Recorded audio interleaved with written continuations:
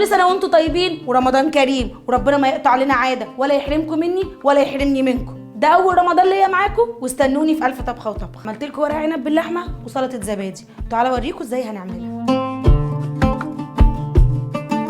هنبتدي بالاكله اللي ما بتخلاش سفره رمضان منها، ورق عنب باللحمه الموزه. ورق العنب بيتعمل باشكال كتير، بيتعمل بالعكاوي، بيتعمل بالبفتيك، بيتعمل باللحمه المفرومه في قلب الرز، بس انا هعمله النهارده باللحمه الموزه. هنبتدي الاول نعمل اللحمه، ودي مكونات اللحمه. اللحمه الموزه، زبده، بصل، فلفل، ملح، بهارات لحمه.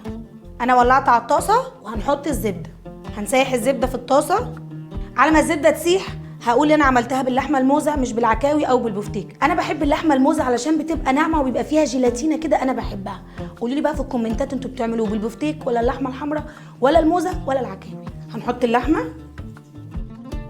احنا كده بندي اللحمه صدمه، وبعد كده هنحط البصل. ما بنحطش البصل الاول، لازم ندي اللحمه صدمه الاول عشان مير ريحتها مع الزبده تحفه.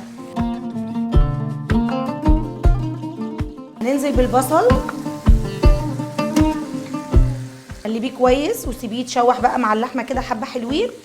نحط الفلفل الاسود، نحط شويه بهارات لحمه وقلبي كويس.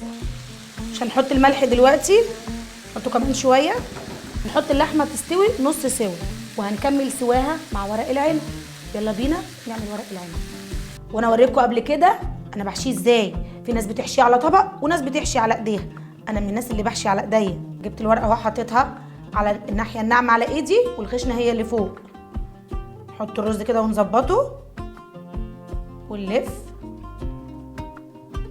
نطبقه كده. اهي ورق العنب. الخلطه انا عاملاها ازاي؟ مخرطه بصلايه، حتى سمنه وزيت وشوحاها، حطيت الطماطم، بعد كده قطعت الخضره وحطيتها عليهم، وحطيت الرز وملح وفلفل وبهارات محشي. الست الشاطره القروبه اللي هيهمها ورقه كبيره ولا ورقه صغيره، هتحشي وهتلف وكله هيبقى قد بعضه. خلصت ورق العنب وحشيته. اتفضل عندي شويه رز. طبعا مش هنرمي حاجه، نجيب فلفلتين ونحشيهم. جبت الفلفلتين لشويه الرز اللي فاضلين.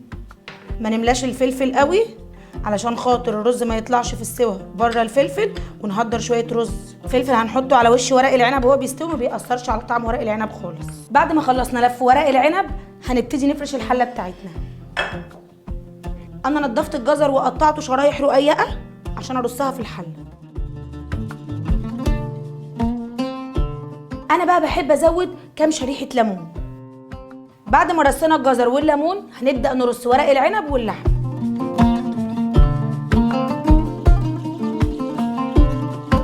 هنجيب بقى الشوربه ونسقي المحشي.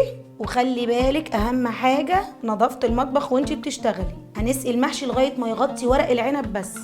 هز الحله كده شويه وعلى النار عشان نولع على ورق العنب. نار عاليه الاول علشان يغلي كويس، وبعدين نوطي عليه على نار هاديه خالص. هنفضل سايبينه على نار عاليه لغايه ما يتشرب، وبعدين نوطي على فوق يستوي براحته. بيتاكل ايه دايما مع ورق العنب؟ سلطه زبادي بالخيار. على ما ورق العنب يستوي جهزت حاجه سلطه الزبادي، يلا بينا نعملها. خيار مبشور، بعد كده هنحط الزبادي، نحط فص ثوم مهروس صغير، هنحط شويه كمون، شويه فلفل صغيرين، شويه ملح، نحط عصره ليمونه، نحط رشه زيت صغيره. بعد ما ورق العنب اتشرب ووطينا عليه هنفتح عليه علشان نشوف هو استوى ولا لسه. طبعا احنا صايمين، هنعرف ازاي انه استوى؟ هنغرزه بالشوكه. الشوكه اهي بتدخل، ممكن ناخد واحده بره نفتحها ونشوف كده طرفه، هنلاقي ايه؟ الرز استوى. تعالوا بقى نقلب الحله في الطبق وربنا يستر. هنجيب حله ورق العنب وهنسمي الله.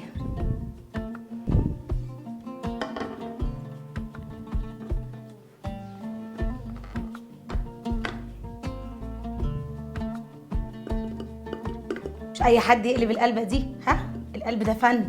بسم الله الرحمن الرحيم.